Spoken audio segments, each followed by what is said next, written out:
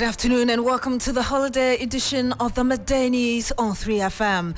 My name is Beatrice. The news is also live on Kesme 107.1 FM and across the world at 3news.com. Coming up in the next 30 minutes, pressure continues to mount on President Akufo-Addo to assent to anti-LGBTQ bill as eminent clergy members threaten a march to the presidency over delays. Stay with us as international evangelist Lawrence Tete warns unforeseen hands frustrating the bill from becoming a law. Also, National Petroleum Authority temporarily suspends implementation of price stabilization and recovery levy on petroleum products. And later this afternoon, as Ghanaians mark Easter, President Akufo-Addo stresses importance of safety during this festive period.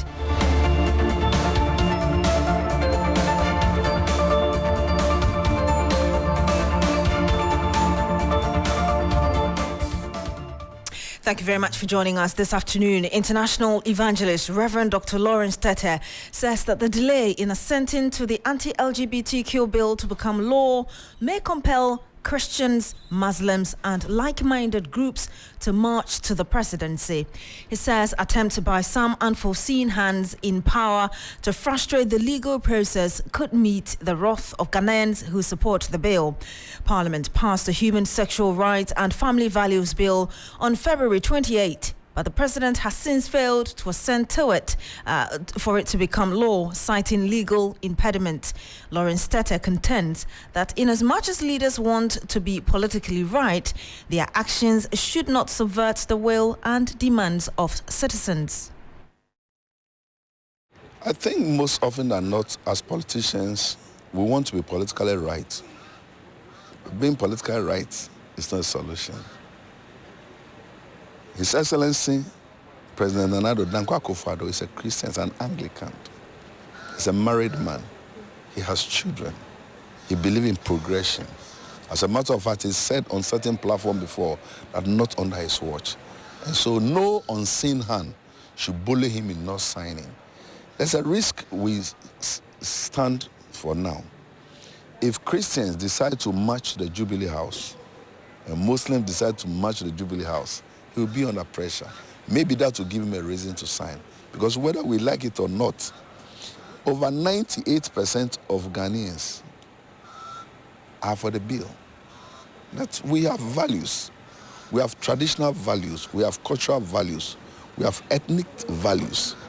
And it is not a tradition of Ghana for a man to marry a man or a woman to marry a woman. This is simple. Even if just 1 million people march to the Jubilee House, you have no choice. We are not also being fair on the president. There are certain unseen hands in the international community that is putting pressure on him. We cannot put him under pressure. What we want to do is to give him a reason to sign. And the reason to sign is that I think very soon, if in the coming days it does not come on, Christians, Muslim, traditional rulers will host hands in a very peaceful march to the Jubilee House. And that will be the beginning of the reason to sign. And that was international evangelist Reverend Dr. Lawrence Tete there. Meanwhile, Parliament is urging the Supreme Court to expedite the interlocutory injunctions against the anti-gay bill filed by private legal practitioner Richard Delaskai and gender activist Dr. Amanda Odoi.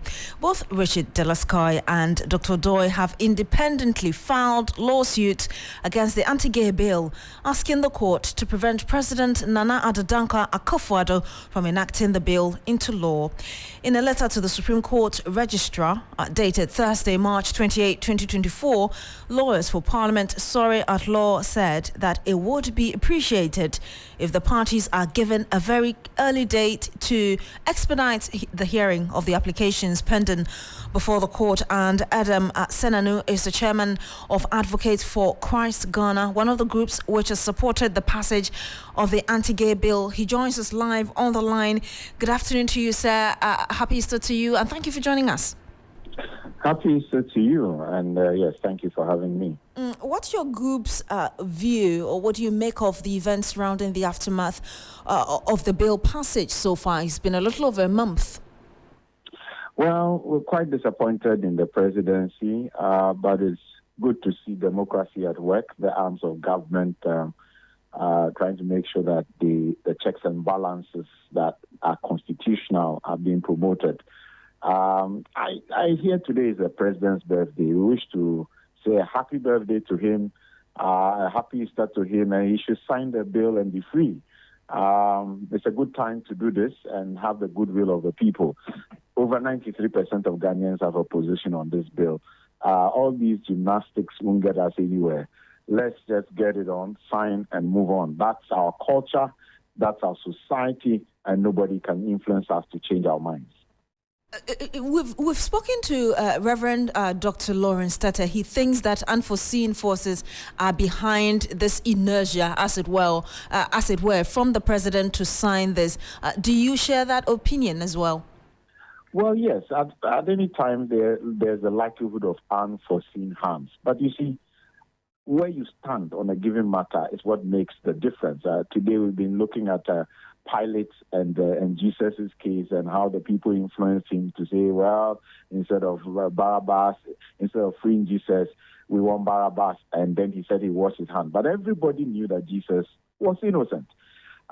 When the point comes where you have to take those hard decisions, it's important that we man up and let's not allow others to influence us, whether unforeseen or otherwise, whether internal, whether family. Let's not allow us to do things that are not right, things that we know are not in line with what the democratic principles are. In the democracy, what the majority believe are in their best interest is what ought to be promoted. So unless they have arguments that are scientific or otherwise that could be compelling, I think that there is really no reason why this bill has not been signed up to this point. Before you go, some people who support the stance of the president think that he's within the constitutional right to say that there are impediments in my way. There are two interlocutory injunctions there. Let them be cleared before I go ahead to take any action. No, we don't think so. I think that the president has abdicated his responsibility in relation to Article 106 of the Constitution, and it's potentially in breach of what the frameworks of our... I'm sorry, we seem to have lost Adam Senanu there. Let me try again whether we can get him. Hello, Mr. Senanu. All right, we seem to have lost him there, but we do apologize for that. We'll try and bring you some more on this conversation, but Adam Senanu is the chairman of Advocate for Christ Ghana, sharing his views on this anti-gay bill. Now, the government has directed the National Petroleum Authority to suspend the implementation of price stabilization and recovery levy on price build-up on petroleum products for a period of 3 months. The price stabilization and recovery levy is charged on every litre of petroleum product and kilogram of liquefied natural gas in the country. It is intended to stabilize petroleum product prices for consumers. In a letter from the NPA to all the players in the oil marketing and distribution sector, the regulator directed the suspension of its implementation from Monday, the 1st of April to June 30, 2024. The move comes in the wake of projected increment in petroleum prices in the next pricing window, which begins from the 1st of April. Let's speak to Kojo Nsafua-Poku, an energy sector player and an analyst. Good afternoon to you, sir. Happy Easter. Thank you for joining us. Good afternoon and happy Easter to you and your listeners. Let me first get your view on what you believe could be the impact of the suspension of the price stabilization and recovery levy as we are learning. My sister, I have not seen any document to that effect, so I will not be able to comment on that. All right. So beyond that, though, there have been some other statements that have come out as regards guidelines that should help the OMCs or those in the downstream sector to operate. You've gone through those documents. What are your views on these guidelines that have been given out? Well, usually what has been the practice is that on the bi-weekly basis, and the BDC sent what you call indicative pricing to the NPA. You know, we have a deregulated market, which basically some of us have said that it's not deregulated enough. There should be a full deregulation. What we have currently is not a full deregulation. So MPA, in a way, plays a little role in looking at their indication and then guide the OMCs how they should price. Now, this is a step towards a proper full deregulation. What the guideline is saying that no, ongoing from the 1st of April, nobody is supposed to submit any of these indicating prices to MPA. The OMCs are supposed to do their own calculation. So these calculations are no longer going to be done at MPA. Each OMC or LPGMC should do their own calculation and basically publish their pump price. These pump prices are supposed to be sent to MPA, and MPA will monitor that all OMCs, oil marketing companies, their forecourt will display the prices that they have sent to MPA. The other thing that is interesting also is that, there are instances where the law says that if you are, let's say, Nasona or you are allied, you are supposed to have a uniform price across the country. So all Nasona and all allied is supposed to have the same price. In some instances, you realize that in some areas, OMCs are priced differently from their other stations in other parts of the country. And the point that this guideline is saying is that the oil marketing companies should refuse from that practice. So going forward, all oil marketing companies, their forecourt across the country should have the same price regardless of where you are. So those are some of the new guidelines that have come up, which I think is very welcoming. I want us to look at the timing of the guidelines, the timing of the release of these guidelines. Last week, or should I say yesterday, we had information that there's a possibility that petroleum prices would go up. Do you suspect that these guidelines have been released in a way to cushion Ghanaians or consumers a little bit? If you look at the guidelines have got nothing to do with anybody interfering with the pricing that we have in the country. It's a deregulated market. MPA does not import products. MPA does not, government through the agency does not control. In the guidelines, you will see products that is still regulated, like premix and residual fuel and stuff like that. So the guideline tells you which products are regulated and which ones that are not regulated. So such guidelines cannot be misconstrued as trying to influence prices of a regulated market, or trying to regulate, influence the price of the deregulated market. We'll have to end it here. Thank you very much, Nana Poku. He is an energy expert. Thank you so much for sharing those views with us. We go to the northern part of the country where the Tamale High Court has granted a plea of the governing New Patriotic Party for an out-of-court settlement of the Wali Wali parliamentary primary stalemate. The incumbent MP and former Minister for Gender, Children and Social Protection, Hajia Lariba Ziwera Abudu, following her defeat in the January 27 parliamentary primary at Wali Wali, sued her contender, Dr. Tia Karibu Mahama, the supposed winner of the election. She had argued that Dr. Tia, who happens to be an advisor to the Vice President, Dr. Mahmoud Baumia, was not validly elected and therefore wanted the outcome of the poll annulled. However, an application by the MPP to have the case thrown out was dismissed by the Tamale High Court, leading to the party pleading for an out-of-court settlement. Christopher Marco is our man there. He joins us live on the phone. Christopher, walk us through what the issues are and what really necessitated the court action by the plaintiff, Hajia Lariba Abudu.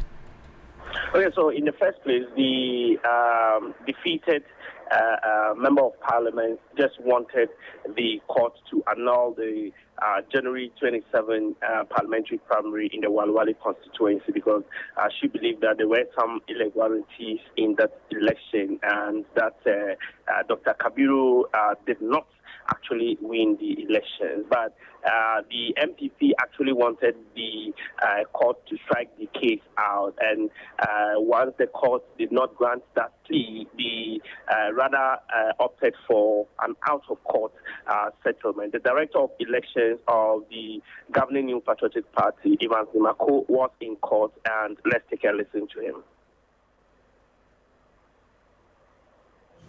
The new Patriotic Party, after our elections in Wale constituency, our internal elections with the parliamentary primaries, we've had an issue in court as an internal election petition. And so the party is here to let the parties from Wale appreciate that in-house discussions are still in-house discussions. And so we've appealed to the court to allow the party to resolve it in-house, after which we'll come back to report terms of resolution. And so that is just about today.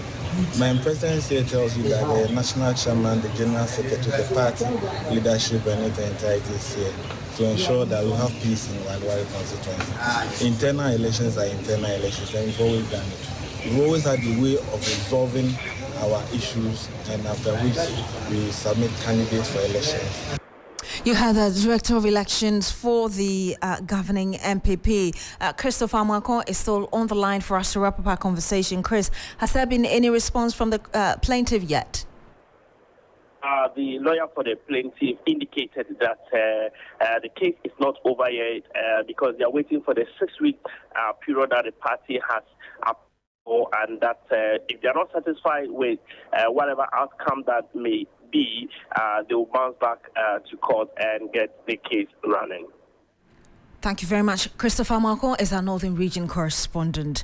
Now, Christians around the world are commemorating the death and resurrection of Jesus. The Christian festival, also called Easter, highlights the love, sacrifice, and religious unity. Grace Hammond Ajiman has been visiting some churches and joins us now. Grace, talk to us. Where have you been? So Good Friday is an important day on the calendar of Christians around the world because it is that Friday that commemorates the death as that leads also into the Sunday of the resurrection of Jesus Christ. We have been moving from one Catholic church to the other, and we're currently at the St. Kizito Catholic Church. They are having a service after a procession in town to commemorate all the stages that Jesus Christ went through, from the office of Pilate to his crucifixion at Golgotha. So currently they are having a service to remind themselves of the lessons of Easter, which includes love, selflessness, as well as being there for each other, just as Christ demonstrated by coming to die for Christians. Grace, I'm wondering what the priests have been saying. So we have been speaking with Reverend Father Nicholas Lasse, who is a parish priest here at the St. Kizito Catholic Church. He has been calling on Ghanaians to love each other and also ensure peace before, during, and after the elections as we head for the December polls. According to him, this election is crucial, and what we can do as a people or as a country is to ensure that we love each other, go to the polls, vote, come back to the house, and then wait for the declaration. When the voting or the polls do not go in your favor, you don't have to be violent. Just accept the results, pray for the country so that the good or the development you want to see in the country happens for the benefits of everyone.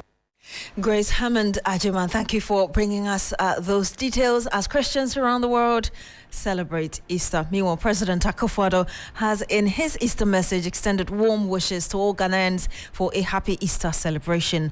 The president expressed hope that the significance of the blood shed on the cross during Easter would bring healing to the nation and cleanse it of iniquities. He emphasized the importance of safety during this festive period, urging everyone to drive carefully on the roads and to keep the nation in their prayers at all times. The message added that the crucifixion and resurrection of Jesus Christ should usher in a new season characterized by faith, hope, growth, prosperity, reconciliation, and sacrifice for everyone in Ghana and around the world. Now, the Ochehine Osajifo Amweti Oforipeni has urged the national security to arrest social media users who engage in vile and hateful speech. He spoke at the Oforipeni Fie when members of the See Something, Say Something campaigners under the national security paid a courtesy call on him. Listen.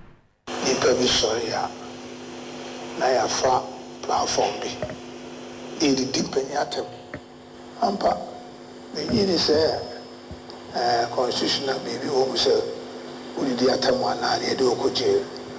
Now, Susanna man anxiety, so the president attempt. Some members of the society take advantage of platforms given to them to say unsavory things against elders, and this insult incite violence. The right to speak or right of assembly or freedom to have a conversation in the hour. Maybe today, it's been a kusiwo, Rwanda. And telling the ones who did say, send the problem is a motisa as a motivation. You have the Ochihine Osaje Mwetio for repenning, and the National Security Campaign in the Eastern region would last for the entire Easter festivities. Lead campaign team member Akosua Dankwa in Team Setre urged residents to be vigilant and offer detailed information on unusual persons and activities to help in its development. Because of the number of people traveling to the place for the Easter festivity, it is very important that we go there and sensitize revelers for them to also take their personal security very serious, so that in an event where they pick any suspicious activity or suspicious group of people, they alert security agencies who will be present at the place or call the toll-free line, so we are able to take charge of situations that will not be taken by events. So we believe that when they get the message and appreciate the message and endorse it, they would also, in effect, relay same to their subjects, and whatever comes from them is always deemed very important, and their subjects will take it serious and work with it, and to this, we believe, will go a long way to help us achieve the objective of the campaign. You heard lead campaign team, a member of the National Security Campaign in the Eastern region, Akosua Dankwa in Team Setre.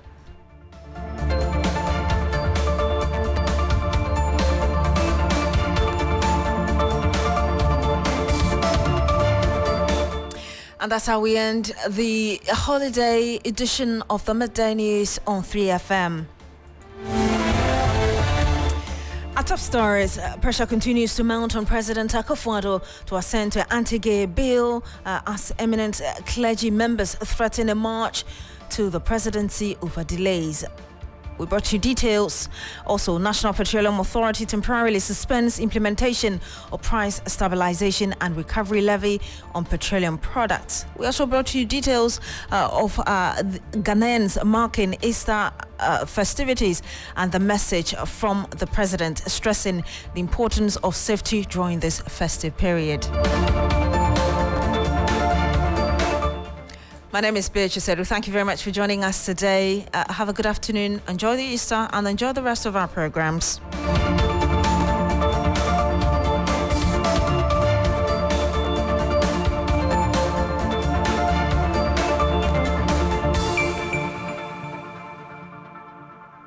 Ready for an epic